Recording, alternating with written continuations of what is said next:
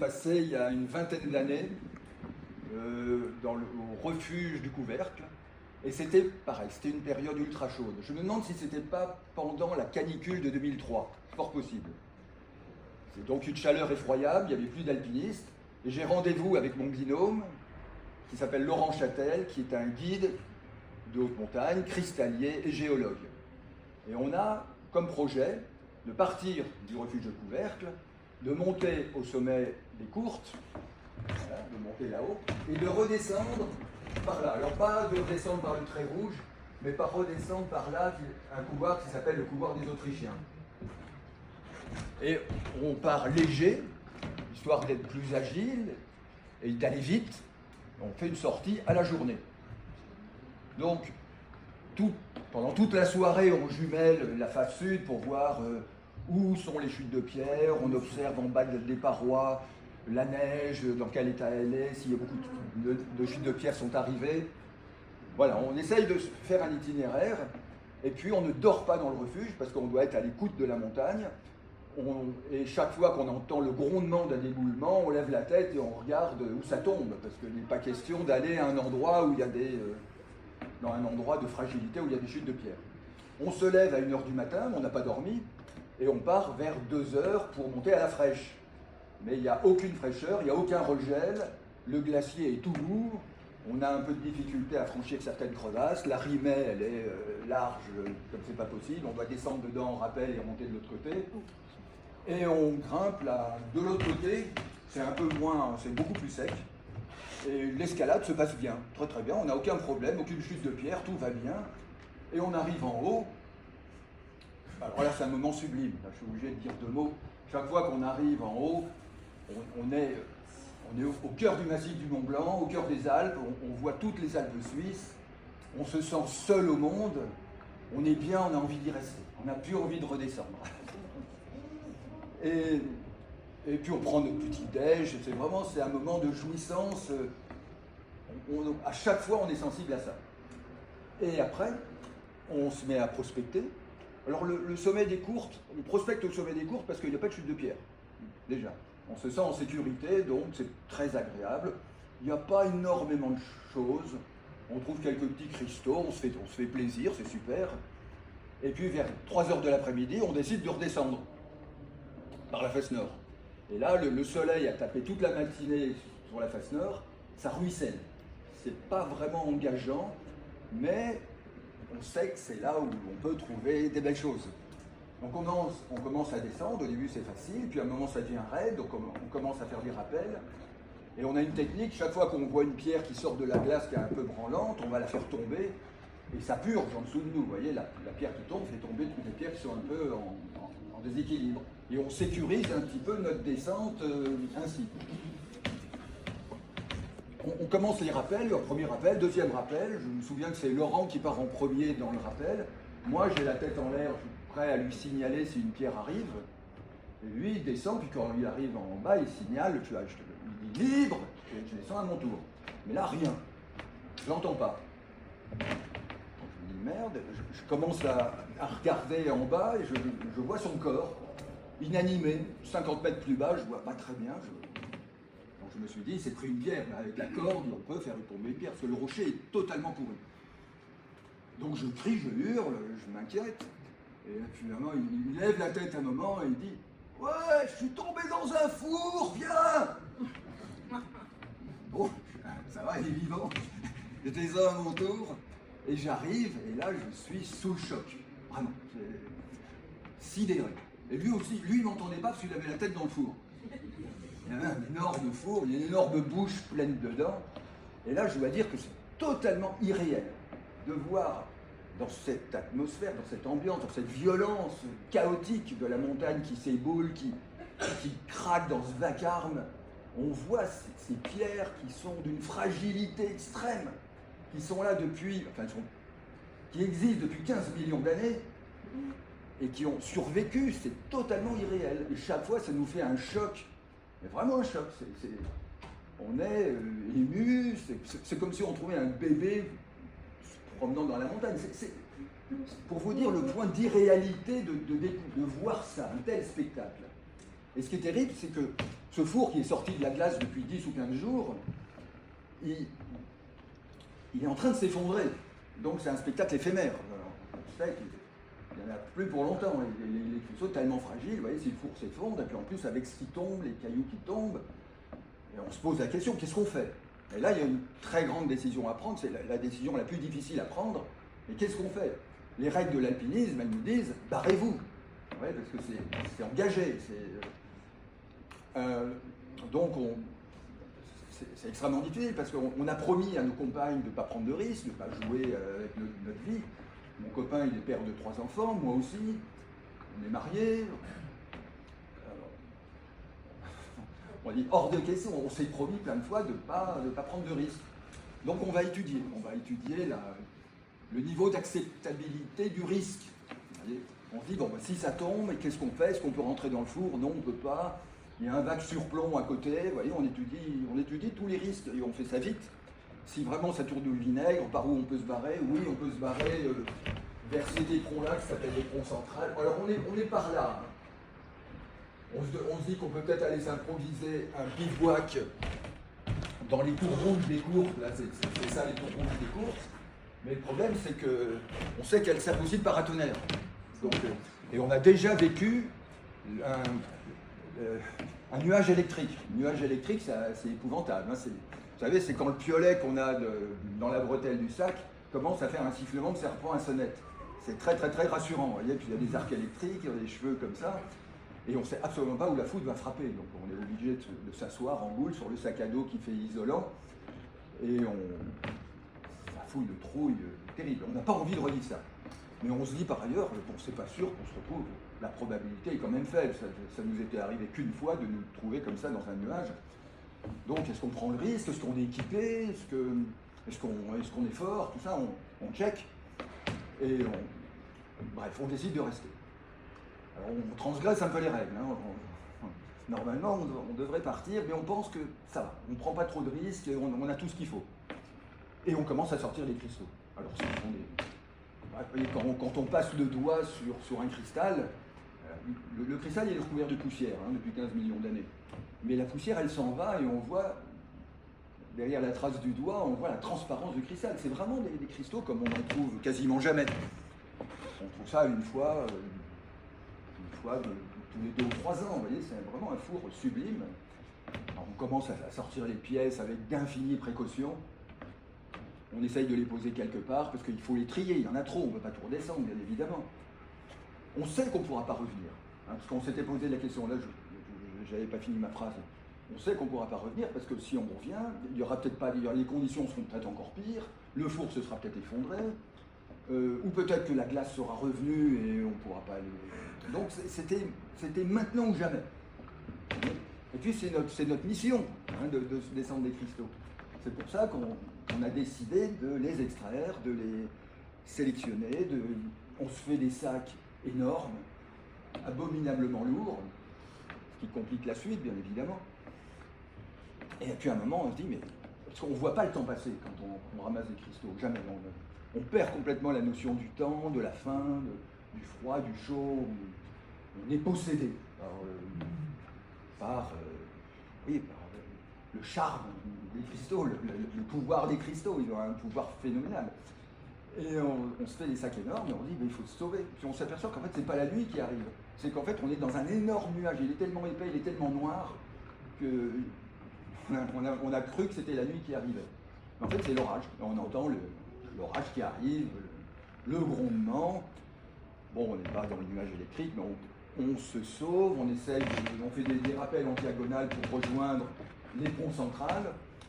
Et on est trempé parce qu'on a utilisé nos vêtements pour envelopper les cristaux. On a juste gardé nos vestes Gore-Tex. Et en dessous, on est en t-shirt. Donc c'est pas suffisant, on est trempé. Mais voilà, ça, c'est pas le truc le plus dur. Mais ça devient infernal, vraiment. La descente, on s'en souvient, c'est le voyage au bout de l'enfer. Parce que les orages, on doit prendre d'infinies précautions, parce que quand il pleut, les roches tiennent beaucoup moins bien, donc il y a beaucoup plus de chutes de pierres, et on a peur tout le temps de faire tomber une pierre sur la corde, et si on fait tomber une pierre sur la corde, elle est cisaillée, on peut plus peut plus descendre, on ne peut pas appeler les secours. De toute façon, il est hors de question qu'on appelle les secours. Donc, vous voyez, c'est... Et ce qui était bien avec ce copain, Laurent Châtel, c'est qu'on se connaissait bien, on avait entièrement confiance l'un envers l'autre, mais en cas de coup dur, il restait toujours zen. Et certains, vivant un tel épisode, auraient tendance à aller vite. Mais non, surtout pas, il ne faut pas aller vite. Il faut aller lentement et assurer chaque geste. Il ne faut pas faire... On n'a pas droit à l'erreur. Donc on est descendu très lentement. Ça s'est bien passé, malgré pas mal de souffrances. Et puis on arrive au refuge, le gardien nous attendait, et là ça a été détente et l'histoire se termine. Pourquoi cette histoire ? Il y a deux choses dans cette histoire. D'une part, il y a la structure narrative de l'histoire. Vous voyez, il y a une partie qui est paradisiaque, il y a une espèce de bascule dans l'inconnu, avec un peu de transgression des règles, et puis un retour infernal. Et cette histoire, en fait, ce n'est pas notre histoire. On l'a vécue, mais cette histoire, elle a été vécue par tous les cristalliers que je connais. La même histoire. Et moi, quand j'étais jeune cristallier, j'ai entendu les anciens raconter cette même histoire. Et je suppose que même eux, ils ont entendu pareil, cette même histoire. Elle est emblématique. Elle représente vraiment notre activité. Alors, bien sûr, il y a des variantes. Il y a l'histoire qui, on fait la même chose, mais on ne trouve pas de cristaux. Alors ça, c'est vrai que ça c'est très commun. Et ce n'est pas vraiment l'histoire qu'on retient, même si on a passé un super moment en montagne. Ce n'est pas l'histoire qu'on va raconter à nos petits-enfants. Il y a une variante, c'est la structure inversée. Ça peut être l'enfer au début et le paradis dans la deuxième partie, avec toujours un événement qui se passe au milieu. Alors, je vous en raconte une petite vite fait. C'est encore il y a plus longtemps. Là, j'étais en solo dans le Chardonnay. Je n'ai pas le temps de mettre les photos parce que je vais les chercher. Donc je laisse que cette photo, je suis désolé. Je suis dans le Chardonnay. C'est un début de saison, je ne suis pas très en forme, et je fais des rappels. Et à un moment, j'oublie mon piolet au relais supérieur. Ouais, je suis descendu, il faut que je remonte. Et le piolet, c'est l'outil indispensable du cristallier. Quand on fait de l'exploration, comme ça, on n'emmène pas des marteaux, des burins, c'est trop lourd, on a besoin d'être mobile, léger. Donc j'ai juste ce piolet, c'est mon outil de travail. Sans mon piolet, je ne peux rien faire. Donc je remonte, et puis là, bing, je me prends un truc qui me reste dans la main, je tombe, et très curieusement, une sensation que je n'avais pas connue, j'arrive sur la plateforme en dessous, et là je rebondis, mais comme un ballon. Et je ne maîtrise absolument pas le rebond, et je pars dans le vide. Alors je me souviens de l'image horrible, mais après je me souviens de rien. Mon cerveau, il n'a pas gravé. Et je retrouve mes esprits entre un feuillet et la paroi, qui n'est pas bien dans l'axe de ma chute, très bizarrement, il y a de la neige, et là, je reprends mes esprits et je m'étonne comment j'ai pu... puis je me dis, ça doit être comme en ski, inconsciemment, vous savez, quand on tombe en ski, qu'on va vite, on arrive à orienter la chute et à éviter le sapin. Ben là, je me dis que ça a dû être un peu pareil, j'ai dû, sans m'en rendre compte, orienter ma chute. Bref, je repars sur la plateforme au-dessus, je récupère mon piolet, je récupère mon sac à dos, et je commence à descendre. Et là, je suis au bout de ma vie, crevé, mort. Je me suis dit, comment je vais faire? Alors, je ne veux pas retourner au refuge d'Albert Ier, parce que traverser le glacier l'après-midi, seul, c'est pas conseillé. Donc, je décide de descendre, et je me dis que je vais arriver à la nuit à mon bivouac, qui est au bord du glacier d'Argentière. Voilà, et je souffre, vraiment. Je me dis, quelle galère. Et puis, en descendant, je vois une petite fissure, avec un petit peu de chlorite qui bave de la fissure. Je prends mon petit crochet pour gratter dans la fissure, et là, très vite, je sors une belle fluorine. Elle n'est pas énorme, elle a fait 2,5 cm, mais elle est sublime. Wow. Je commence à gratter, elle est toute seule, il n'y en a pas d'autre. Ça arrive souvent qu'il n'y ait qu'une fluorine dans un petit four où il pourrait y en avoir plusieurs. Non, il n'y en a qu'une, ça arrive souvent. Bref, content. J'emballe ma petite fluorine et je repars. Et je m'étonne, je me dis, mais il y a 20 minutes, j'étais au bout de ma vie, j'étais à l'agonie. Et là, je repars. Je me dit, bah, c'est l'effet fluorine. La fluorine, elle me porte, elle m'allège, elle me rend léger. C'est génial. Et j'arrive à mon bivouac, je ne veux pas dire que je gambade, mais normalement, j'arrive avant la nuit, voilà, parfait. C'est quand même bizarre, le pouvoir des pierres. Et j'en parle un jour à une amie qui me dit, mais tu sais, cette fluorine, elle n'était pas là par hasard. Elle savait. Tu sais, la fluorine, c'est une pierre bienveillante, c'est connu. Elle est venue à ton secours, parce que, voilà, tu es comme ci, comme ça. Alors moi, je veux bien vivre une histoire d'amour avec les fluorines, ça me plaît bien, ça me renvoie aux histoires merveilleuses que pouvaient raconter mes parents quand j'avais 3 ans. Moi, j'adore ce genre d'histoire.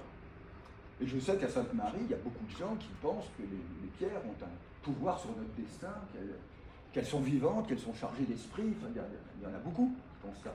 Il y en a d'autres, niettes, qui pensent que les pierres sont belles, voilà. Qu'elles sont intéressantes par leur rareté, les associations. Il y a vraiment deux courants. Alors qu'est-ce que j'en pense?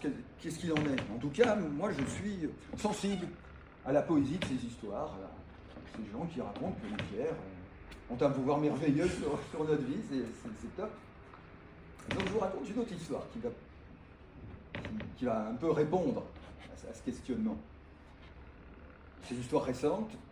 Je descends avec mon copain Victor, on a passé plusieurs jours en montagne dans le bassin d'Argentière. Moi je suis mort, je n'ai qu'une envie, c'est de rentrer, de me doucher, de rester 2 jours dans un hamac pour recharger les batteries. Vous voyez, je suis mort. Et puis je reçois des textos de Geoffrey qui me dit « Viens vite, j'ai trouvé un truc de folie, on repart demain matin. » Puis il me dit « Plante tes cristaux, descends le plus vite possible. » J'arrive chez lui, et là il me montre des cailloux qui sont des pièces de rêve. Vous voyez, et il m'explique, il me raconte son histoire, et son histoire a la même structure narrative que l'histoire que je vous ai racontée tout à l'heure avec Laurent. Il est monté, il a fait une découverte extraordinaire, après une descente épique. Vous voyez, c'est la même histoire, pareil. Donc il nous la raconte, il nous montre ces cailloux, et on part demain matin, et on se retrouve à 3. Il y a aussi un autre Laurent, c'est pas Laurent, le premier Laurent, mais c'est un autre, c'est Laurent Leroy. On est 3 gaillards, alors on est en pleine forme. C'est extraordinaire. Mais pourtant, on n'a pas de fluorine dans le sac qui nous envoie des bonnes ondes. Pas du tout, on n'a aucun caillou sur nous. Donc, qu'est-ce que c'est? Bon, évidemment, on pense que c'est l'image des cristaux de Geoffrey, qui nous a montré des pierres tellement extraordinaires qu'on a ça en tête, que ça peut nous booster. C'est aussi le récit, l'image associée au récit. Mais moi, pour faire vite, je pense que c'est encore autre chose. C'est l'image complètement irréelle que nous avons de cette pierre qui nous fait rêver. Et qu'on imagine dans le four là-haut, parce que Geoffrey, il a vidé le petit four, mais il nous dit à côté, il y a un grand four dans lequel je n'ai pas fouillé, où il y a plein de fluorine. Donc, c'est ce four-là qu'on a en tête. Et on imagine des pièces, mais totalement irréelles, des fluorines comme ça, adossées à des Gwyndells comme ça. Et c'est ça qui nous fait monter. C'est cette image, et plus l'image est irréelle, plus elle nous donne la force. Plus elle nous donne une force mentale et physique pour remonter. Et c'est extraordinaire l'effet que ça peut faire. Ça fait un effet phénoménal. D'ailleurs, en ce moment, pour tout vous dire, l'an dernier, avec Eric, qui est là, voilà, on a trouvé des améthystes au col de la Verte qui sont superbes. Et au même endroit, on trouve des sidérites sur les améthystes et des fluorines sur les sidérites. Et mon copain Geoffrey, de l'histoire précédente, a trouvé un Gwyndeil avec un sceptre d'améthyste dessus. Vous voyez ? Il y en a 2, à ma connaissance, il n'y en a que 2 dans le massif qui ont été trouvés. Donc moi, je me suis mis en tête, et pendant tout l'hiver, j'ai gambergé là-dessus, que j'allais trouver le même Gwyndeil que Geoffrey, un Gwyndeil comme Geoffrey, avec un sceptre d'améthyste, et au-dessus, peut-être de la sidérite, mais peut-être des fluorines roses. Vous voyez, une triple association, une quadruple association. Et cette pierre qui est Alors la probabilité de la trouver, j'en sais rien, mais moi j'y crois. Je crois que, en plus je vois l'endroit, je me dis elle doit être là cette pierre. Et pendant tout l'hiver, ça m'a boosté. Je me suis soigné, je me suis entraîné, j'ai suivi un régime alimentaire pour être au top. Et là, depuis le mois de juin, j'ai commencé et je cherche. Et je crois que je vais la trouver. Bon, si je ne la trouverai pas cette année, je la trouverai l'année prochaine. Peut-être dans 2 ans, ou dans 10 ans. Peu importe, ça n'a aucune importance. Peut-être que je trouverai une pierre qui s'en approche un petit peu. Je serai ravi. Peut-être que je trouverai totalement autre chose. Super. Peut-être que je ne trouverai rien.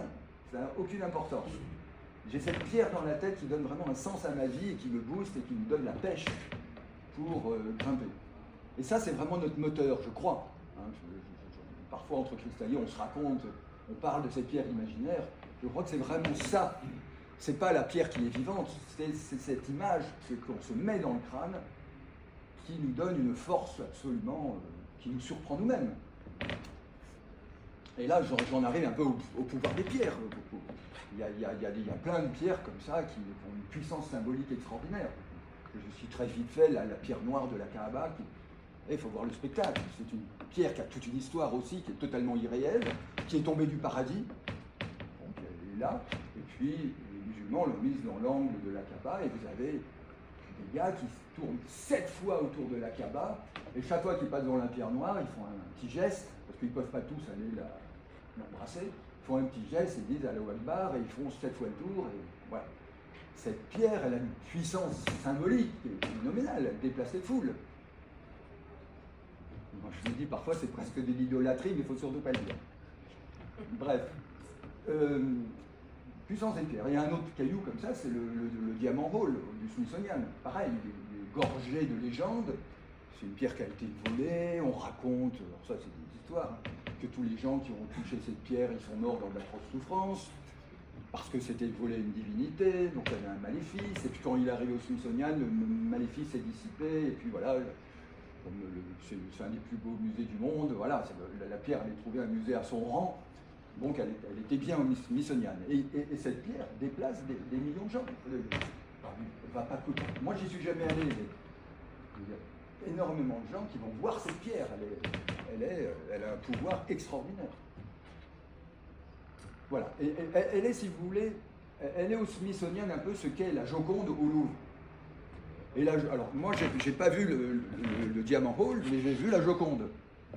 Et là, je dois dire que j'ai été sidéré. Vous voyez des gens qui viennent du monde entier, qui passent au pas de course devant le radeau de la Méduse, devant le massacre de Chio, devant le supplice de San Sébastien, tous ces visages qui sont hyper graves et tout. Et puis ils arrivent devant ce sourire totalement énigmatique. Et là, ils sont sidérés, ils sont en état de transe intérieure. Il reste 1 minute, il y a un silence total devant la Joconde. Et puis ils ne peuvent pas rester parce qu'il y a un flot continu de gens, donc les guides les entraînent et ils s'en vont. Et ils viennent de tous les pays du monde. C'est-à-dire que cette Joconde, elle a un pouvoir universel, partout. Ce sourire.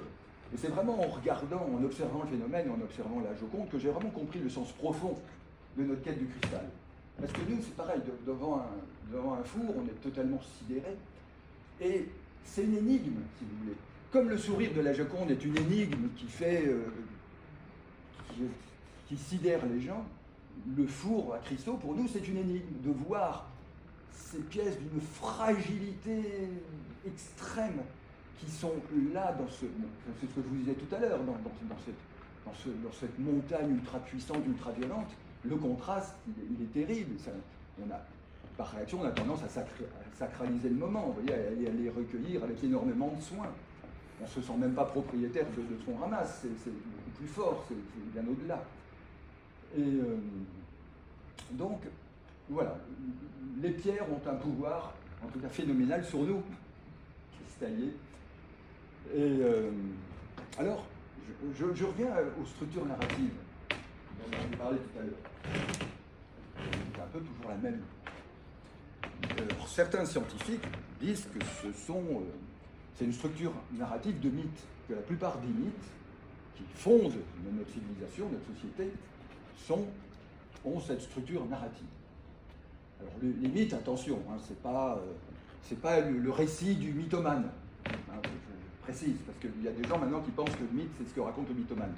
Le mythomane, il invente une histoire, il est auteur d'une histoire qui est un délire pour se mettre en valeur. Ça n'a rien à voir avec le mythe dont je vous parle là. Le mythe, par définition, il n'a pas d'auteur. Hein, c'est une histoire qui remonte le temps, qui vient de très loin, qui est racontée par les gens, c'est un récit, c'est dans la culture orale, et c'est quelque chose qui fonde notre culture, qui est vraiment fondamental. On n'en est pas forcément conscient, mais on est porté par ces mythes. Il y a des mythes extrêmement puissants. Si vous voulez, en deux mots, c'est ce qui nous relie, c'est ce qui relie nos petites vies de mortels à quelque chose de beaucoup plus grand, qui relève du collectif, qui relève du pays, du peuple, de la nation, de la civilisation, de l'humanité, du cosmos. Vous voyez, ça, et c'est quelque chose qui nous donne une force d'agir, qui motive nos vies. Les mythes, ils sont... Enfin, il y a le mythe, par exemple, qui est un mythe fondamental dans notre culture, et surtout de la culture grecque, c'est le mythe de Prométhée. Et c'est une histoire un peu pareille aussi. C'est Prométhée, un demi-dieu il escalade le mont Olympe, c'est pas facile, parce qu'il y a les dieux qui le voient d'un mauvais œil, surtout qu'il a une intention un peu chelou, il veut amener le feu aux mortels. Mais les dieux ne sont pas d'accord. Donc il va voler le feu aux dieux, et il va l'amener aux mortels, et là les dieux vont se venger, il va vivre un supplice absolument abominable. Mais vous voyez, c'est un peu la même structure narrative. Et les mythes, c'est des histoires à toute épreuve, des histoires qui se racontent en succès garanti. Et ces mythes, ils remontent. Alors, il y a le mythe du... Quand je vous dis le mythe de Prométhée, mais c'est presque le mythe de la pierre précieuse, on n'en est pas loin. Parce que le feu est un vecteur de lumière, de spiritualité, de connaissance, un peu comme la pierre précieuse, dans le mythe de la pierre précieuse. Vous voyez, on peut transférer, on peut passer de l'un à l'autre. Et des mythes de la pierre précieuse, il y en a plein dans le monde. Et on peut penser, enfin certains mythologue, c'est un terme sérieux, hein, c'est une spécialité, c'est une branche de l'anthropologie, de l'ethnologie, de l'histoire. Il y a des gens, des scientifiques qui se disent mythologues et qui font de la mythologie comparative. Et ils prétendent que les mythes ont été principalement créés à un moment, enfin ils appellent ça la révolution cognitive, un moment où les humains, ils ont commencé à adopter un langage complexe, un langage symbolique. Ils ont commencé à être animistes, à essayer de communiquer avec les esprits qui étaient dans la matière. Ils ont vraisemblablement aussi été intrigués par des pierres transparentes qui leur donnaient peut-être un don de voyance pour communiquer avec les esprits. Et c'est à ce moment-là qu'ils auraient créé les mythes les plus fondamentaux, comme le mythe de Prométhée. Et les Grecs, en fait, Hésiode et Échille n'en sont pas les auteurs. Ils ont juste saisi le mythe au passage. Et le mythe, il remonte l'histoire. Il y a plein d'histoires comme ça qui sont complètement fondamentaux, semble-t-il universels, peut-être pas tous, mais certains. Et pourquoi le mythe de la pierre précieuse serait universel? Parce que, semble-t-il, il aurait été inventé à cette époque où l'homme était animiste. Alors tout ça, c'est un peu des hypothèses. Hein. Moi, j'écoute ce qu'on raconte. Je ne prétends pas, absolument pas à la vérité. Mais c'est un moment où Homo sapiens, il va partir de l'Afrique, ça ne se fait pas du jour au lendemain, et puis il va se diffuser, il va coloniser la planète, et il va diffuser ses mythes. Et c'est pour ça qu'on peut retrouver au fin fond de l'Amazonie et au fin fond de la Papouasie-Nouvelle-Guinée, chez des peuples qui sont complètement isolés du monde moderne, qui communiquent absolument pas ensemble, le même mythe, la même histoire. Alors ça, ils ont des outils pour prouver que c'est la même histoire. Ils ont des outils informatiques, ils analysent des petits segments. S'il y a suffisamment de points communs, on peut dire que c'est la même histoire, et forcément qu'il y a un ancêtre commun, et l'ancêtre commun, c'est quand l'Homo sapiens a quitté l'Afrique. Voilà, c'est une théorie, hein. Ça vaut ce qu'elle vaut. En tout cas, c'est intéressant. Et moi, en tant qu'ethnologue, quand j'étais jeune, j'avais remarqué qu'il y avait des mythes comme ça qui étaient... que le mythe de la pierre précieuse existait. Et jamais, d'ailleurs, des cristaux aux Indiens d'Amazonie ou aux Papous, ça leur parlait, vraiment. Même s'il n'y avait pas de cristaux autour de chez eux. C'était vite intégré au rituel chamanique. Donc, le cristal et le mythe du cristal semble exister depuis très longtemps. Ça remonte dans l'histoire. Et la puissance des mythes, c'est chose évidente. Un truc tout bête, c'est par exemple le mythe la Bible, l'image du Christ sur la croix. Imaginez tous ces gens au Moyen-Âge qui construisent des cathédrales pendant 2 siècles. C'est un projet complètement fou. Et qu'est-ce qui leur donne cette force? C'est le mythe. C'est cette histoire complètement irréelle du Christ qui leur donne cette force. Ben nous, à notre échelle, c'est un petit peu pareil. On est possédé par des images comme ça, et qui nous donnent la force. Et on cherche d'une manière compulsive, obsessionnelle, on cherche des cristaux. Moi, je sais que quand je suis là-haut, du matin au soir, je cherche. Et je finis par trouver quelque chose. Et de toute façon, j'adore ça. Le fait de chercher, ça me porte. Et j'ai vraiment l'impression que ces images irréelles, elles m'allègent. Donc le titre de ma conférence aurait pu être « Qu'est-ce qui nous allège ?» Vous voyez, c'est ça. Je pense que c'est ce mythe de la pierre précieuse qui nous rend légers, qui nous fait grimper là-haut, avec certaines facilités. Il n'y a aucun mérite. Hein, voilà, on est possédé. Donc, pourquoi je parle des mythes et tout? Parce que je pense que les mythes sont fondamentaux dans la culture, dans notre culture. Et en fait, ce que j'aimerais, je vais tout de suite vous dévoiler mes cartes, ce que j'aimerais, c'est qu'on puisse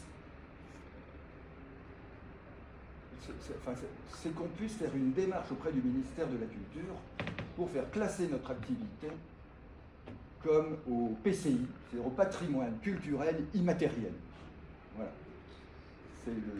Alors il y a aussi un patrimoine culturel immatériel au niveau mondial géré par l'UNESCO où figure l'alpinisme.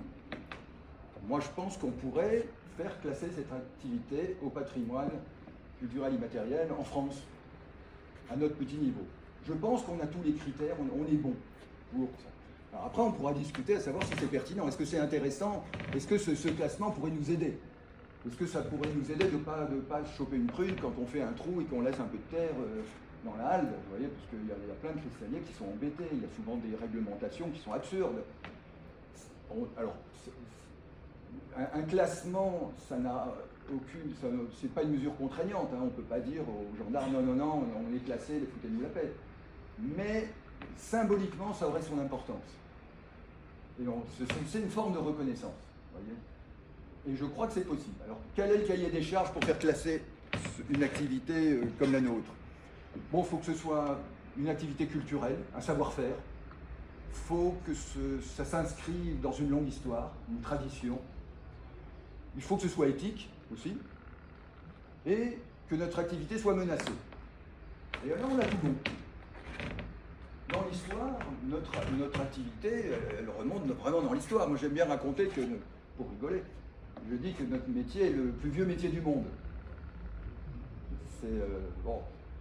Mais en effet, vous pensez, Homo erectus, au début, il a commencé à choisir des pierres pour balancer à la gueule de son voisin. Il a commencé à prendre une pierre pour faire un petit talus pour se protéger du vent. C'était le début des murs en pierre sèche. Mais figurez-vous que le mur en pierre sèche, c'est ce que nous faisons dans la montagne tout le temps pour nous protéger du vent. Et que cette activité, en plus, est classée au patrimoine culturel immatériel français. Donc, voilà. Alors bon, c'est pas à cause des petits murets qu'on fait, non. Il y a vraiment tout un art dans le mur de la pierre sèche qui existe, qui est absolument excellent. Voilà. Mais notre activité, elle remonte, alors je ne vais pas remonter trop loin, bien que ça m'aurait passionné, mais disons dans les 10 derniers 10 000 ans, il y a à chaque optimum climatique, à chaque réchauffement climatique, il y a eu une ruée sur le cristal. Vraiment une ruée. En ce moment, il y a une ruée sur le cristal qui est liée au réchauffement. C'est sûr, dans le monde entier, on trouve de plus en plus de cristaux et le réchauffement, vous me posez la question tout à l'heure, favorise les découvertes. 2 mots sur le réchauffement, sur l'optimum climatique romain, qui a eu lieu du 2 siècles avant le Christ à 4 siècles après. Il y a eu 600 ans où il a fait chaud. Beaucoup de gens ont peuplé les hautes vallées alpines. Et il y avait vraiment à Rome une cristallomanie incroyable. Je vous donne 2-3 exemples. le triomphe de Pompée, par exemple. Pompée, il est parti conquérir des territoires en Orient, à l'emplacement de l'actuelle Syrie, de l'actuelle Turquie. Il a piqué tous les trésors des pirates. Il est revenu à Rome. Il a fait un triomphe pendant 2 ou 3 jours avec des chars remplis de pierreries. Alors je dis pierreries parce qu'ils ne font pas vraiment la distinction entre pierre fine, pierre décorative et pierre précieuse. Un cristal de roche peut avoir plus de valeur qu'un diamant. Voilà, ce qui compte avant tout, c'est ce que contient la part de magie que contient une pierre. Mais en tout cas, ils adorent s'entourer de pierres, les Romains. Et oui, bref, et Pompée, je retrouve mon fil, quand il est revenu avec toutes ces pierres, mais Sainte-Marie aux Mines, c'est rien à côté du triomphe de Pompée. C'est rien, il y en avait beaucoup plus. Et il a distribué des pierres précieuses à tous ses soldats, à tous les dignitaires de Rome, au fisc, comme on appelle ça, au pouvoir public, enfin à l'État, puis s'en est gardé plein pour lui. Enfin, il s'est acheté une popularité avec toutes ces pierres, il en avait. Et les Romains adoraient ça, parce qu'ils avaient l'impression de se protéger avec toutes ces pierres. Il y avait plein de croyances autour des pierres, et particulièrement du cristal de roche. Le cristal de roche, comme c'était une pierre qui était recherchée depuis très longtemps en Europe, cette pierre avait accumulé beaucoup de vertus et beaucoup de croyances. Il y en a une que j'aime bien citer, qui m'amuse, c'est que les dignitaires romains, ils avaient très peur de se faire empoisonner. Et ils se faisaient souvent empoisonner, il y avait beaucoup de complots. Ils étaient persuadés que le cristal de roche était un antidote au poison. Donc, ils se faisaient sculpter leur vaisselle dans le cristal de roche, qui venait des Alpes, de tout cet axe qui va du Haut-Valais jusqu'au sud de l'Isère. Et il y avait des gars donc qui allaient chercher des cristaux, mais qui amenaient ces cristaux à Rome. Et ils avaient aussi d'autres cristaux qui venaient d'ailleurs, il y avait aussi des cristaux qui venaient d'Inde, qui étaient aussi très prisés, mais c'est loin l'Inde. Puis il y avait d'autres cristaux qui venaient d'ailleurs, de Chypre, d'Angleterre, d'Espagne, de Tunisie, d'Arabie, mais ils étaient vraiment de qualité moindre. Et pour que l'effet magique fonctionne, il fallait vraiment un cristal qui vienne de là-haut. Alors, les Grecs, ils appelaient ça du cristallos, parce que pour eux, le cristal, c'était une pierre qui venait de haute montagne, là où le froid était tellement intense que la pierre passait de la glace à la pierre. C'est une croyance qui a très longtemps été enracinée. Et même si on trouvait des cristaux à Chypre, on pensait que les cristaux, ils venaient quand même de très haut. La réalité a assez peu d'importance par rapport aux croyances.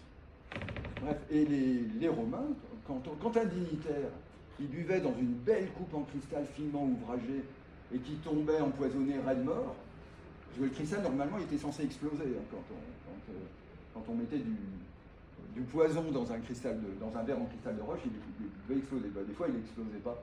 Alors on s'en prenait soit au pauvre lapidaire qui n'avait pas fait son travail assez bien. Alors ça, je brode un petit peu. Soit on allait reprocher au cristallier de ne pas être monté suffisamment haut dans la montagne pour descendre un cristal d'une pureté exceptionnelle. Mais en tout cas, il y avait cette recherche de cristal parfaitement pur. Et cette folie pour les cristaux qui a souvent été dénoncée par les auteurs romains. Certains, comme Sénèque, étaient influencés par une philosophie stoïcienne, qui est plutôt, on n'aime pas trop la gabegie, la décadence. C'était vu un peu comme une décadence, ce besoin de s'entourer de cristaux pour se protéger. Néron était complètement malade, c'était un psychopathe du cristal. Il ne pouvait boire que dans 2 coupes taillées dans le cristal de roche. Quand il est devenu fou, il les a cassées en disant plus personne ne pourra boire dans ses coupes. Il s'est fait massacrer. Personne ne lui a pardonné ce sacrilège. Vous voyez, le cristal est très important. Il y a une véritable ruée sur le cristal. Alors, on est assez peu documenté. On n'a pas beaucoup de documents sur les cristalliers. On ne peut qu'imaginer que les cristalliers travaillaient, parce qu'il est dit que les cristaux, ils venaient des Alpes. Et les Alpes, c'est une région assez précise, hein, c'est l'axe central. Comme je vous disais tout à l'heure, ça va du Haut-Valais, en passant par ici, jusqu'en Isère. Donc, il y avait très certainement un Martigny, ailleurs, un trafic de cristaux. Mais les Romains, ils ont surtout raconté cette folie du cristal à Rome, où toutes les richesses convergeaient. Au Moyen-Âge, il y a un autre optimum climatique, l'optimum médiéval, qui va de moins aux alentours de l'an 1000, 11e, 12e, 13e siècle. Il y a un réchauffement, et pareil, là, il y a eu un engouement pour les cristaux. Alors, ce ne sont pas les dignitaires, voilà, c'est surtout le clergé, en fait, qui achète des cristaux. Mais c'est une activité ultra confidentielle. Hein. Quand les gens trouvent des cristaux, ils vont les vendre en douce aux moines. Et généralement, autour des abbayes, il y a des ateliers d'art roman où on sculpte les cristaux de roche. On en fait des reliquaires, des calices, qu'on associe à de l'or, de l'argent, des pierres précieuses. Mais le cristal est très utilisé au Moyen-Âge. Il symbolise le Christ. Sur les croix, on met des cabochons en cristal de roche. Et attendez, je ne sais plus où je voulais en venir. Bref, et c'est à cette époque-là, d'ailleurs, que se développe que se diffuse le mythe du Graal. Alors les catholiques se sont emparés du mythe du Graal et en ont fait un mythe très très très catholique. Le Graal, qui était peut-être minéralogique, devient en fait une coupe dans laquelle il y aurait le Saint-Esprit ou le sang du Christ. Vous voyez, on l'a catholicisé. Mais il est très probable, mais comme les mythes ne sont... La définition du mythe, c'est de ne pas être écrit, on ne sait pas exactement, on ne connaît pas toutes les versions du mythe. Parce qu'il y a juste ce Chrétien de Troyes qui a écrit le mythe, qui l'a catholicisé. Donc on garde cette image-là du mythe du Graal, mais en fait, il y a d'autres versions qui sont, à mon avis, le mythe de la pierre précieuse. On suppose, hein, on ne peut pas... Pareil pour la philosophale, ça fait partie de ce mythe de la pierre précieuse. Et puis il y a un autre optimum climatique extraordinaire, c'est le début de l'Holocène. Il y a 10 000 ans, quand les grands glaciers disparaissent très vite, les Alpes sèchent extrêmement. Les glaciers remontent très très très très très haut, plus haut qu'actuellement.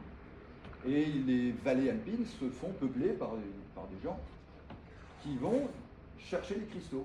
Et récemment, sur le glacier du Brunifirn, en Suisse, on a trouvé des fours exploités par l'homme il y a 10 000 ans.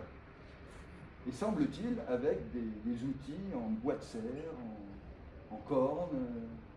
C'est très très très étonnant. Et ils cherchaient des cristaux. Alors, est-ce que c'était pour faire des outils ou des objets magiques? On ne sait pas trop, mais généralement, on fait la distinction entre l'outil magique et entre l'outil et l'objet utilisé dans les rites animistes. C'est qu'il y a des traces d'usure sur l'outil. Tandis que quand c'est une pierre à des fins magiques, en principe, il y a moins de traces d'usure. C'est une hypothèse, hein, on ne peut pas généraliser à 100%. Mais il semblerait que c'était à des fins magiques. Donc, voilà, l'activité, j'abrège, hein. Non, il y a un truc que je voudrais vous dire qui est absolument incroyable. Dans le four à Geoffrey,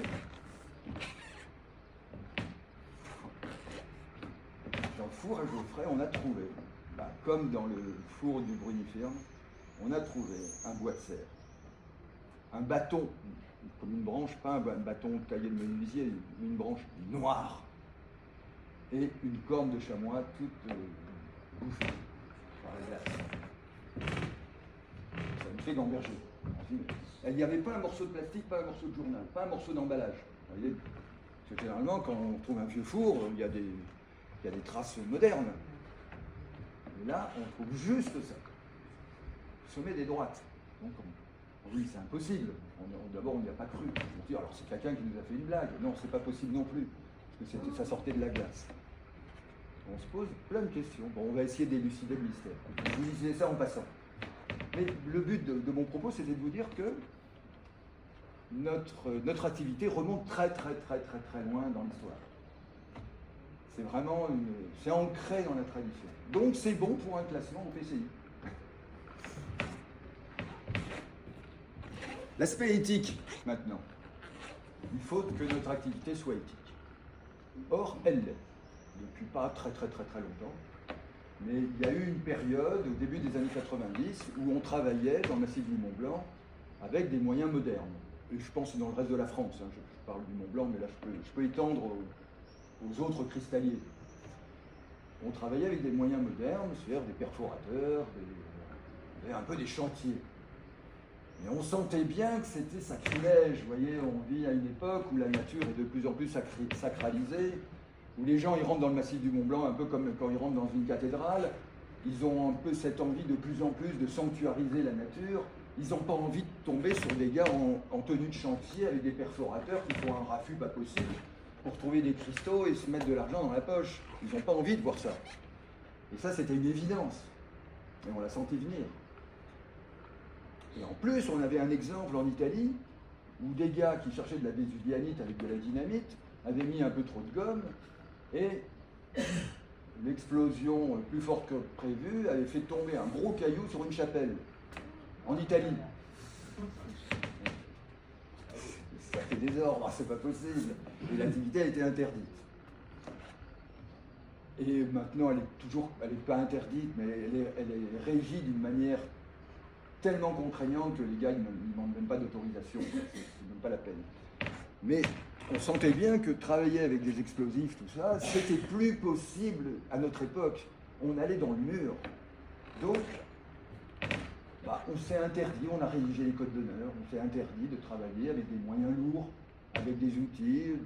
On a décidé de travailler avec nos petits muscles, de manière écolo, sans dépenser, sans produire de gaz carbonique. Et on a travaillé à l'ancienne, de manière archaïque, avec la gravité. Là, quand on veut bouger un caillou, on dégage ce qu'il y a en dessous, on le fait glisser, on prend des cordes, on fait un mouflage. C'est-à-dire c'est un système de poulies et de cordes pour démultiplier la force de traction. Ou alors, encore plus archaïque, on fait tomber un gros caillou sur un autre en dessous pour casser le caillou. Vous voyez, pour casser le caillou ou le pousser. On travaille vraiment avec des méthodes sans machine. On peut aussi, avec des coins de bois, glisser des coins de bois dans des fissures. On humidifie, après la nuit ça gèle, ou pendant l'hiver ça gèle, ça ouvre les fissures, ça nous permet après de rentrer dans la fissure. C'est des méthodes lentes, mais ça fait ses preuves. On n'abîme rien. On travaille avec des petits outils un peu d'archéologue, des petits outils en plastique, des petits pinceaux. Quand on est dans des fines cristallisations, on apprend à travailler avec des méthodes qui sont éthiques. Et le résultat est bon. Parce que si on compare les bourses qu'il y a en Suisse, où en Suisse, ils ont encore le droit de travailler avec des méthodes modernes, et ce qu'on trouve nous en France, c'est kiff-kiff. Au niveau de la qualité des cristaux, on trouve d'aussi beaux cristaux à Chamonix que dans le massif de l'Arc, ou vous voyez, dans tous les massifs suisses. Donc, et puis c'est super chouette de travailler avec des méthodes comme ça. On se fait des téléphériques pour descendre les cristaux des parois, puis on planque quand les cristaux sont trop lourds, quand on se fait des plaques comme ça, on les planque en bas de la paroi et on revient l'hiver avec un traîneau ou une luge. Il y en a un devant qui tire la luge, il y en a un autre derrière qui retient, et on descend comme ça. Ça, je l'ai fait plein de fois. Et c'est plaisant, c'est très agréable. Au niveau symbolique, le cristal, il prend beaucoup plus de valeur quand on travaille avec des moyens éthiques que quand on a, à mon avis, que quand on travaille en tout péter avec de la dynamite. Voilà. Donc, on travaille avec des moyens éthiques dans le massif du Mont-Blanc et c'est respecté. Il n'y a pas des mecs qui vont en douce avec l'hélico, ou très peu, ma connaissance, non, je vois même pas. Il n'y a pas de gars qui vont dans le mauvais temps avec un perforateur, non. Je crois que tout le monde prend plaisir à travailler de cette manière. Et dans le reste de la France, c'est un peu pareil. Peut-être pour d'autres raisons, parce qu'ils ont un peu peur de se prendre une prune, donc ils essayent de ne pas faire de bruit, d'être le plus discret possible.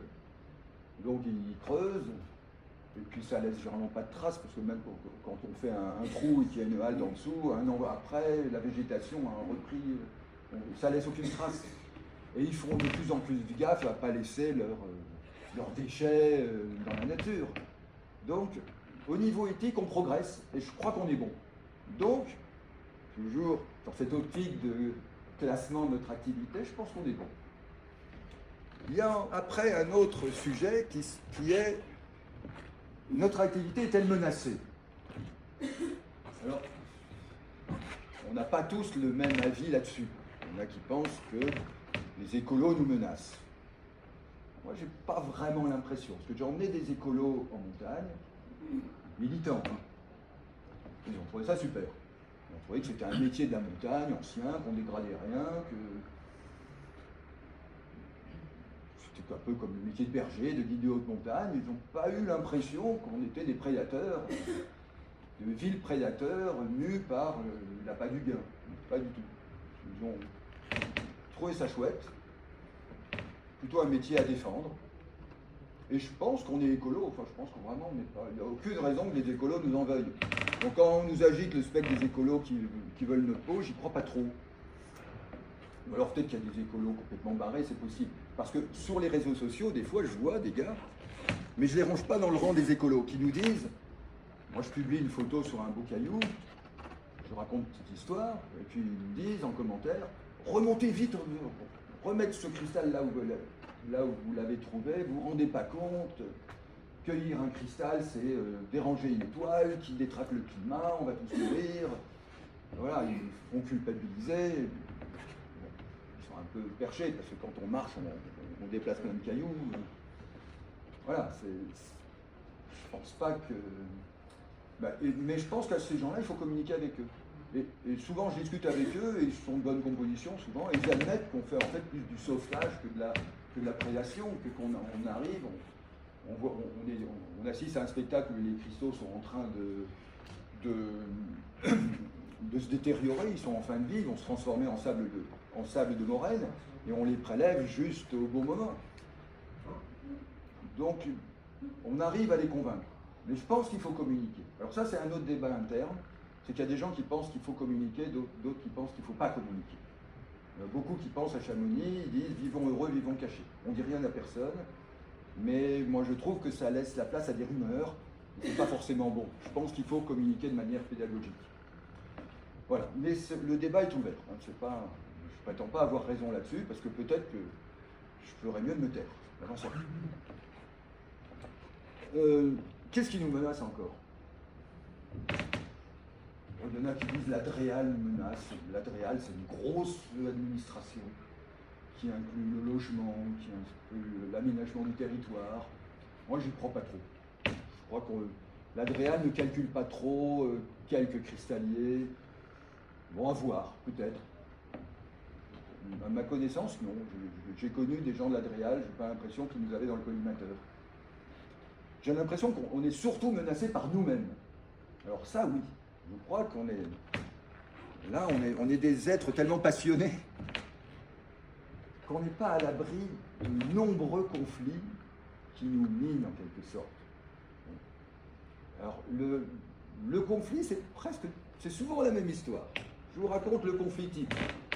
Ce sont deux gars qui se rencontrent, qui décident d'aller au Cristaux, bon, ils y vont, ça se passe bien, ils n'ont pas trouvé grand-chose, ils y retournent, et un jour, ils font une découverte. Et là, se pose la question du partage. Et là, chacun fait valoir ses prérogatives. Il y en a un qui va dire « moi, je suis du pays, pas toi. Non, moi, j'ai porté les outils, pas toi. Non, moi, j'ai trouvé le four en premier, pas toi. Moi, c'est moi qui ai le plus bossé. Moi, je suis plus vieux que toi. » Vous voyez, chacun met ses cartes en avant pour essayer de récupérer la plus grosse part du gâteau. Et souvent, il y en a un qui arrive il y a souvent une forme de partage, c'est le premier qui trouve le four a la plus belle pièce. C'est absurde, totalement absurde, enfin, à mon avis. Bref, beaucoup de gens ne savent pas partager.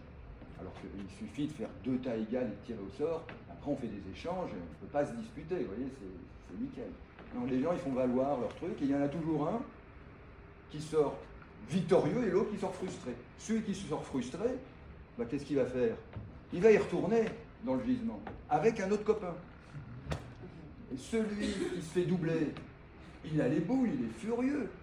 Et là, se met en place un conflit de loyauté, un conflit de territoire.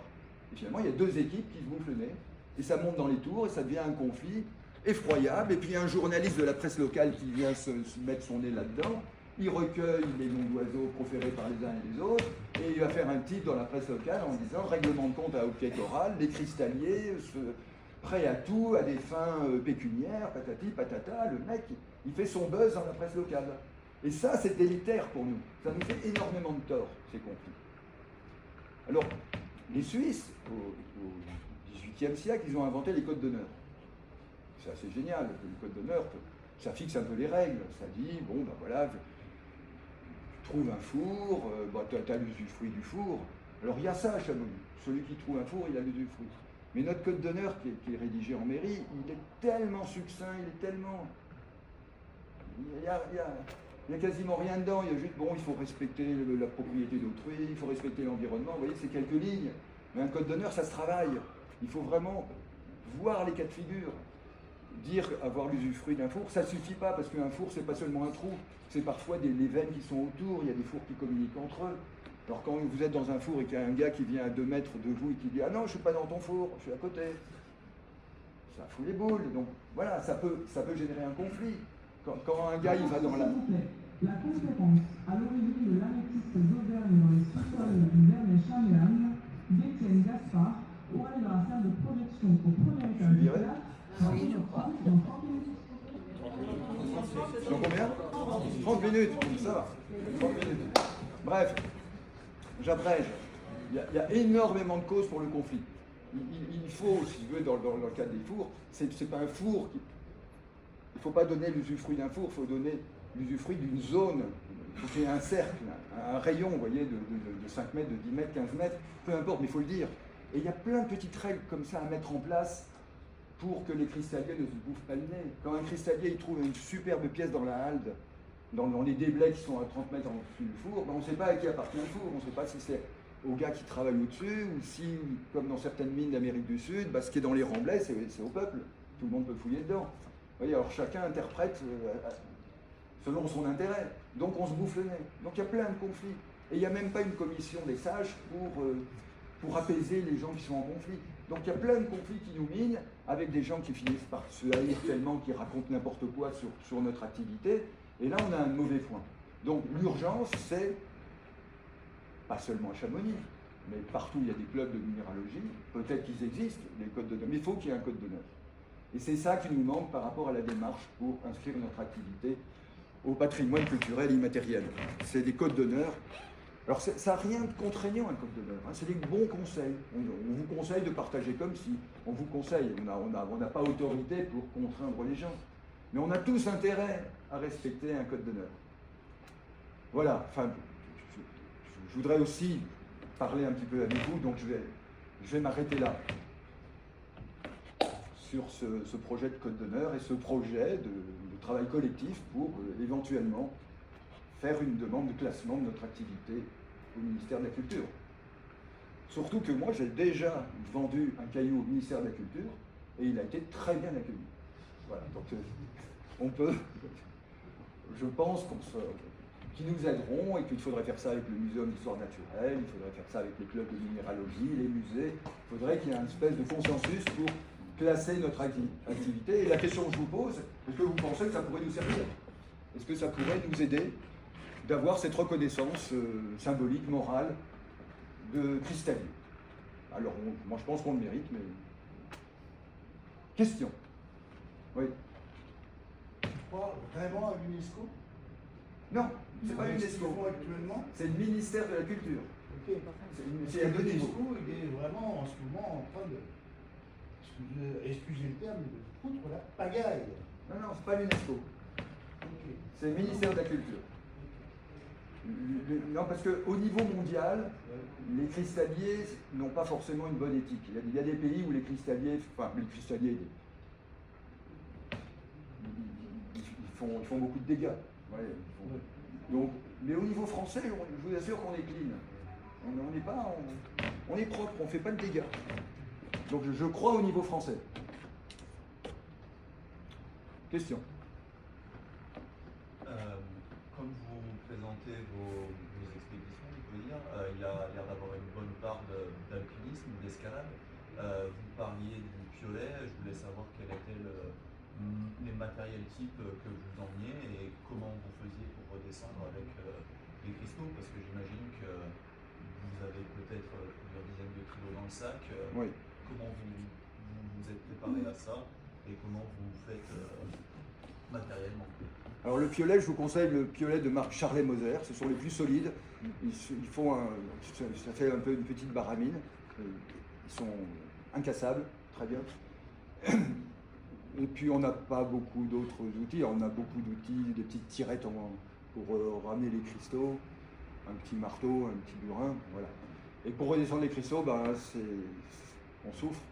Moi je me suis cassé le dos, je vais me faire opérer, on a réussi à me le rafistoler. Mais on est tous avec des dos et des genoux qui sont très abîmés. On fait des sacs beaucoup trop lourds, chaque fois. On le sait, mais on n'arrive pas à faire autrement. On ne peut pas laisser ces cristaux là-haut. Si, on peut. On pourrait faire le tri plus intelligemment et ne descendre que les cristaux. Mais on s'aperçoit toujours qu'on en a descendu beaucoup trop. Et on se fait mal, et voilà, on regrette, on pleure. Voilà. Vous utilisez des drones. Les drones qui nous redescendront les cristaux bientôt. Alors pour l'instant c'est interdit dans le massif du Mont Blanc, mais oui c'est sûr, mais ça c'est les moyens modernes dont je vous parlais tout à l'heure. On a renoncé à la modernité, nous, le cristallier, voilà, on travaille exactement comme les gars du néolithique, qui suivaient le recul glaciaire et qui ramassaient des cristaux, ils se baissaient, ils les ramassaient, puis après ils communiquer avec les esprits. Question, madame. En bas. Vous êtes à la maison avec vos pièces. Comment ça se passe ensuite? C'est les gens qui vous contactent, les organismes qui vous contactent, le musée qui vous contacte, c'est vous qui faites la promo? Ouais, non, c'est un petit peu compliqué. Tout dépend. Il y a des cristaux qui se vendent très bien. Donc il y a des marchands qui peuvent en acheter, qui viennent dans les bourses, comme ici. Il y a beaucoup de cristalliers de Chamonix qui sont à la bourse, qui vendent leurs cristaux. Quand on trouve une pierre exceptionnelle, très exceptionnelle, enfin, quand on trouve la pierre de sa vie, là ça pose des problèmes. Et ça me rappelle tout à l'heure un mythe que je voulais vous raconter, que j'ai oublié de vous raconter. Je vous disais tout à l'heure que le mythe du cristallier, il est universel. Et souvent, les dramaturges, les auteurs, ils s'inspirent des mythes. Et il y a un auteur connu aux États-Unis qui s'appelle John Steinbeck, qui a écrit un livre qui s'appelle La Perle. Et il s'est inspiré d'un mythe de pêcheurs de Basse-Californie. Et il raconte, voilà, le mythe, il le romance, il y met une dimension sociale, il le romance. C'est un très beau livre que je vous conseille, La Perle. Et c'est notre histoire aussi. Donc c'est un gars qui plonge, il est très pauvre. Et un jour, il trouve la perle magique, qui est grosse comme un œuf de pigeon. Et pour lui, c'est les portes de bonheur qui s'ouvrent. Et en fait, pas du tout. Ça va être les portes du malheur. Il va lui arriver plein d'ennuis. Ses copains vont être jaloux. On va essayer de le braquer. On va l'arnaquer. Et finalement, à la fin, il rejette sa perle dans la mer. Et la vie revient comme avant. Mais nous, c'est un peu cette histoire quand on trouve une très belle pierre. Enfin, moi, j'en ai trouvé une dans ma vie, j'ai des copains aussi, ils en ont trouvé une dans leur vie. Et il y a toujours un moment où on a envie d'aller la remettre dans la montagne. Tellement c'est difficile de faire une grande découverte, tellement on n'est pas armé pour transmettre un caillou exceptionnel. C'est très difficile. Ça prend des années. Je pourrais vous citer des copains, même mon copain Geoffrey, il a vraiment souffert. Ça n'a pas été une partie de plaisir, oui et non, mais ça a été vraiment très difficile.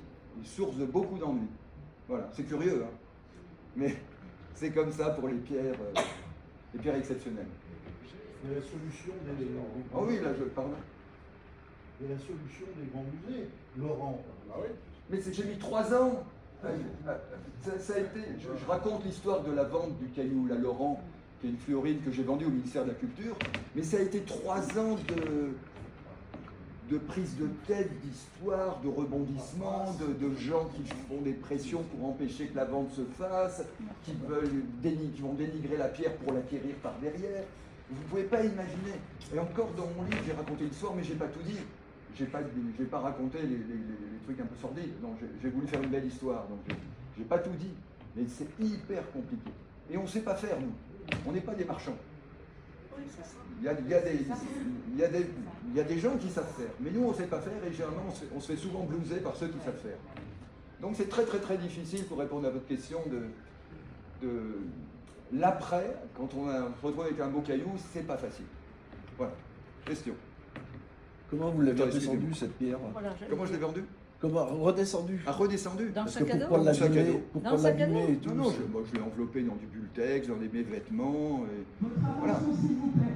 Le petit table brûle est attendu au plan d'information. Madame. Oui, par rapport au classement au patrimoine culturel immatériel, il me semble notamment que le repas français a été classé au PCI, donc ça implique de donner une recette. Et donc, j'ai bien compris que vous aviez une position un peu ambiguë par rapport au mythe, à la fois c'était beau et en même temps il fallait en sortir, etc. Mais est-ce que vous êtes vraiment prêt à donner la recette? Parce qu'il y a quand même une part de secret dans le pratique. Moi je suis pas tellement dans le secret. Alors ça c'est à discuter. Moi. Voilà, peut-être moins que d'autres. Mais, C'est-à-dire que c'est une démarche qui implique quand même d'ouvrir. mais je pense qu'on n'y échappera pas. Voilà. Et si on ne fait pas ça, pour l'instant on se dirige vers une interdiction. Un peu partout. Il y en a de plus en plus. Donc on va dans cette direction et si on veut contrecarrer cette orientation, voilà, c'est une idée, mais je vous dis, moi c'est une idée que je propose. Hein, Mais c'est une dimension quand même qui implique un changement de perspective assez important par rapport Oui. au caractère secret, voilà, confidentiel. Les cristalliers, c'est toujours les gens. C'est une conversion quand même. On en dit le moins possible. C'est vrai. Mais c'est pour ça que c'est pas joué. J'ai pas une réponse claire et nette là-dessus. Hein. Donc êtes-vous nombreux en fait À quoi? à vouloir vous inscrire dans cette démarche J'en sais rien. Est-ce que vous vous Oui, sentez quand seul j'en parle, les gens ils disent ouais, j'aime super. Mais réellement, je sais pas, on n'a pas vraiment. En tout cas, moi j'en parle au club de minéralogie. En tout cas, je leur propose de faire un code d'honneur dans cette perspective. Ils n'ont pas l'air bien chauds à Chamonix. Je suis allé dans une AG il y a 2 ans. Ils m'ont dit ouais, mais ton code d'honneur, c'est évident. C'est évident que voilà. C'est encore autre chose que le PCI. Oui, c'est encore autre chose. Mais moi, je le pense dans cette perspective. J'en ai parlé à droite, à gauche. Non, c'est pas gagné. C'est pas facile, je sais. Le PCI implique une documentation très importante. Absolument. dans la pratique. Mais c'est pour ça que je vous ai parlé des mythes, que je vous ai parlé que je suis remonté un peu dans l'histoire. C'est pour dire qu'il y a matière. On peut faire le dossier, si on veut. Question. Oui, vous parliez donc de code d'éthique, de code d'honneur. Est-ce que vous n'êtes pas confronté aussi à des gens qui viennent d'un peu plus loin, qui ne sont pas massifs ou même à proximité, et qui n'ont pas cet état d'esprit que vous retrouvez sur place et qui est tout à fait à côté de cette image? Curieusement, ceux qui viennent de loin sont plutôt davantage respectueux du site que ceux qui sont du cru. J'ai l'impression, hein, je vais me faire peut-être des ennemis, mais j'ai souvent cette impression-là, que les étrangers sont plutôt très respectueux. Ils viennent un peu sur la pointe des pieds, ils ont peur de se faire recevoir, ils ont un peu peur de se faire crever les pneus, mais pas du tout. On les accueille bien. Vous parliez aussi des gendarmes, qu'est-ce qui vous oppose comme texte quand vous les rencontrez? Non, les gendarmes à Chamonix, ils sont cool, on les aime bien, ils nous sauvent la vie. Ils nous sauvent la vie, on les adore. Et on a très bonne relation avec eux et ils nous ont jamais embêtés. Mais dans d'autres, plus au sud, dans les Alpes, ailleurs, oui, parfois les gendarmes, ils peuvent être très, très embêtants. Ils connaissent pas du tout l'activité, ils peuvent... Voilà, ça peut très mal se passer. Est-ce que vous emmenez des particuliers en expédition, par exemple? Par exemple, si je vous dis, allez, emmenez-moi chercher une belle bière. Madame me demande si j'emmène parfois des particuliers en montagne. Non, enfin, Il n'y a pas de clients, entre guillemets, quoi. C'est pas si, il y a possible. plein de clients, mais Oui. c'est un univers tellement dangereux qu'on est Ouais. responsable. Ouais, Moi, c'est je ne ça. suis pas guide de Oui. haute montagne, je ne peux pas emmener des gens. Oui, c'est ça. C'est une très grosse responsabilité. Ouais, c'est ça. Vous voyez, moi j'ai mal au dos, j'aurais aimé amener des gens pour porter mon sac. Ah oui, c'est Mais ça. si la personne se casse la figure, je suis responsable. Ouais, bah oui, C'est extrême, pardon. il faut les chercher pas. Attends, j'entends pas. Des Sherpas. Les Sherpas, non, mais c'est pas éthique, non, c'est pas possible. Là, ça reste bien, c'est pas des machines. Non, c'est pas éthique. Bien sûr, on peut pas payer des gens pour descendre des cailloux, là, ça. Vous vous entraînez tout l'hiver pour arriver à faire ce que vous faites. Moi, Vous perso, avez oui. Des grandes bases d'escalade, des grandes bases d'alpinisme. Non, c'est pas. On n'est pas nécessairement Des grands sportifs. Non, mais des techniciens de l'escalade. Parce que les cristaux généralement sont pas dans des parois verticales. Ils sont dans des rochers pourris. C'est plus de l'engagement par rapport À la à du nature, danger. Mais on n'est pas des grimpeurs de falaises. Ah, mais vous avez parlé beaucoup d'observation au début. Ah oui, alors on est à l'écoute de la montagne, on observe, on passe énormément de temps à observer la montagne. Moi, je passe mon temps à bivouaquer là-haut. Je pars, des fois, je reste 10 jours là-haut. Et j'observe. Et après les démarches qui vont avec. Et après, Vous trouvez des choses après ces 10 jours-là. pendant, oui, Pendant. mais j'y vais, voilà, j'aime faire ça. Il y en a qui ils préfèrent monter très vite et redescendre très vite. Chacun son approche. D'accord, merci. Attendez, j'entends pas. Est-ce que la relève des cristalliers Oui. est assurée Absolument. parce que c'est pénible. Non, il y a plein de jeunes qui s'y mettent. Ça, c'est très très chouette. Il y a de plus en plus de cristalliers. Pour moi, l'augmentation du nombre de cristalliers est liée au réchauffement climatique. Il y en a qui disent que c'est à cause d'Internet. Moi, j'y crois pas trop. Je crois que c'est la montagne qui régule le nombre de cristalliers. Quand il y a beaucoup de cristaux, il y a beaucoup de cristalliers. Quand la montagne gèle et que voilà, il y a moins de cristalliers. Mais oui, il y a plein de jeunes qui cherchent et ça, c'est top. J'avais une question un peu générale. Qu'est-ce que ça veut dire exactement les cristalliers? Est-ce qu'on est cristallier quand on cherche de la calcite sur un plateau calcaire? Oui, oui. Ouais. Alors, il y a 2 ans, Ouais. je vous Et réponds. par rapport aux fossiles, il y a des gens qui cherchent. Non, fossile, c'est pas cristal. Cristallier, c'est cristaux. Alors, calcite, oui. Par rapport à classer, je veux dire juste réfléchir peut-être à qu'est-ce qu'on met dans ce panier quand on veut classer ici cette notion parce que Ouais. Non, moi, dans le panier, je mets les cristaux. Les minéraux. Les minéraux. Des agates, des choses comme ça. Oui, on peut étendre à ça. Moi, tout à l'heure, je vous parlais de la perle du livre de John Steinbeck. Mais vous voyez, il y a 2 ans, ici même, j'avais donné la définition du cristallier. J'avais dit, c'est quelqu'un qui cherche des cristaux et qui ressent une petite émotion, une petite accélération cardiaque. Voilà. C'était très basique. Mais j'avais donné cette définition en réaction à plein de copains ou de cristalliers qui définissent le cristallier à leur image. Ils disent en gros, le cristallier, c'est un mec comme moi. Et en réaction à ça, j'avais dit, ouais, c'est tous les gars qui ramassent des pierres. En fait, c'est un peu plus compliqué que ça. À mon avis, et aujourd'hui, je dirais, ce sont des gens qui ramassent des cristaux, certes, mais qui sont portés un peu par ce mythe de la pierre précieuse. Vous voyez, suite à tout ce que je vous ai raconté, j'ajouterai ça. Voilà, il y a une dimension mythique dans cette recherche. Pour nous, les cristaux sont une pierre qui est un peu sacrée, du fait de ce côté irréel, de ce côté éphémère, de ce côté incroyable de trouver ces pierres dans cet environnement. Vous voyez. Donc je pense qu'il y a une dimension, on y ajoute quelque chose en plus que le fait de ramasser un caillou. Ouais, c'est un peu comme, je sais pas, les catholiques, il y a des catholiques qui vont à l'église, mais ils n'y croient absolument pas, ils n'ont pas la foi. Le cristallier, il a la foi. On a la foi. On y croit. Nos pierres imaginaires, on y croit. Et ça, c'est très important.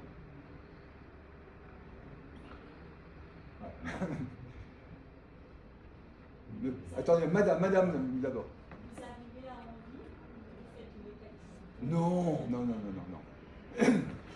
Alors, je ne vais pas m'éterniser sur moi. Non, les cristalliers, en général, n'en vivent pas.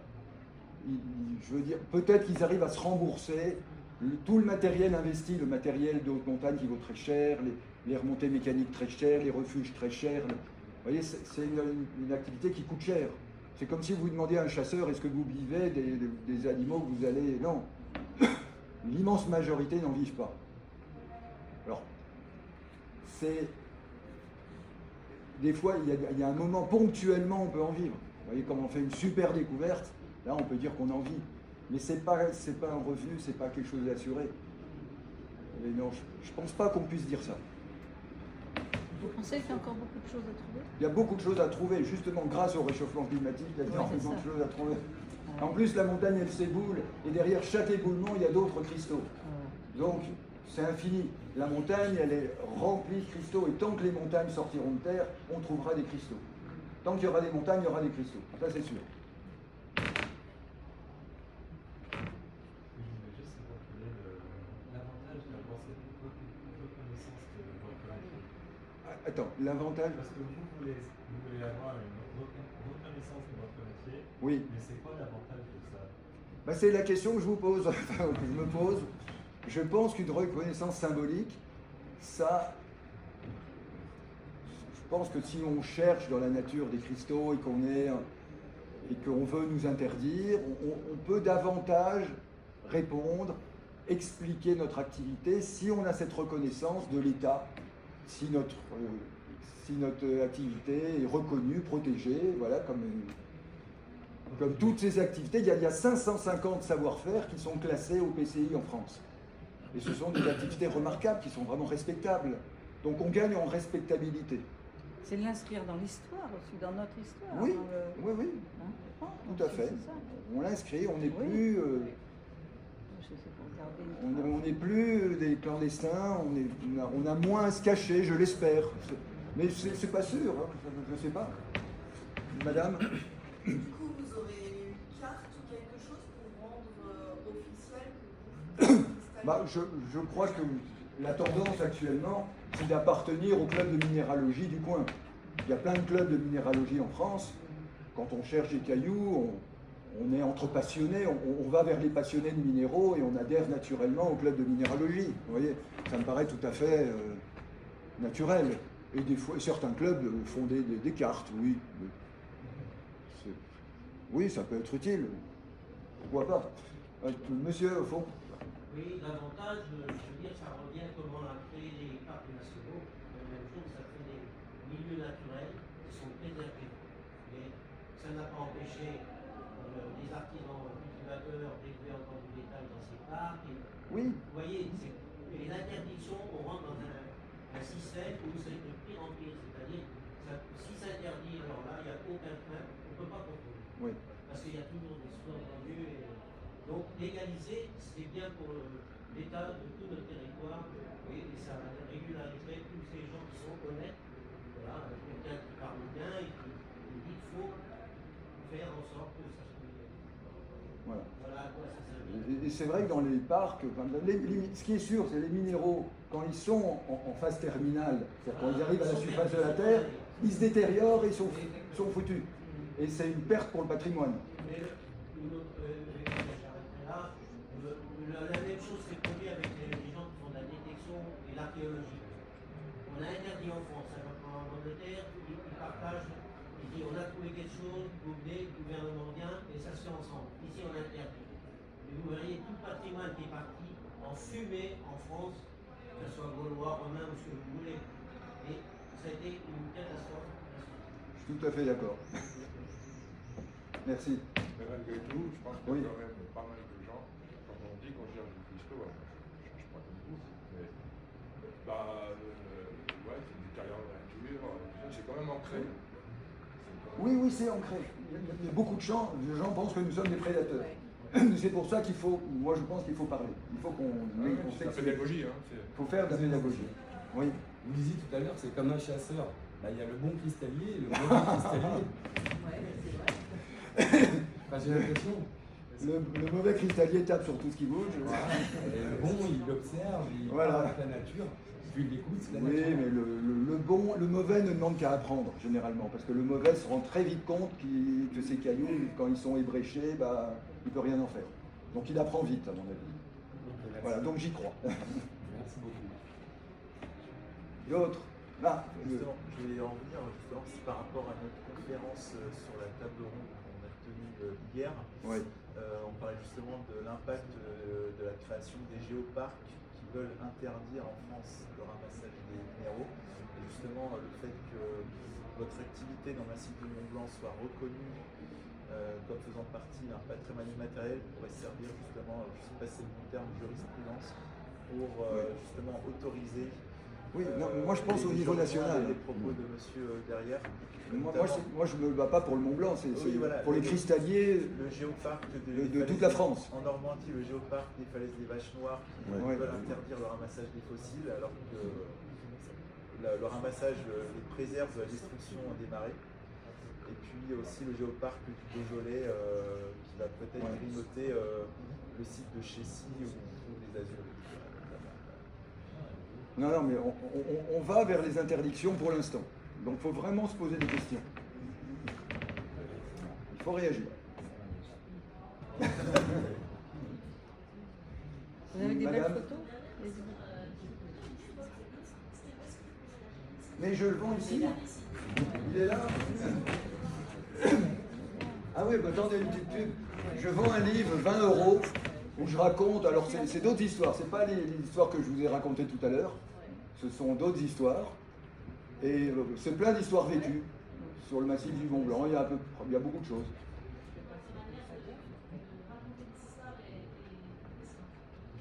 Bah dans le livre aussi, je crois que c'est assez vivant. C'est vraiment du vécu. Donc voilà, vous pouvez lâcher, j'ai une version anglaise aussi. Il est intéressant, ça fait quelques années qu'on l'a. Je fais un petit coup de pub, ça fait quelques années qu'on l'a, il est très intéressant. Madame dit très intéressant. Oui, non, mais merci. Ça fait quelques années qu'on l'a.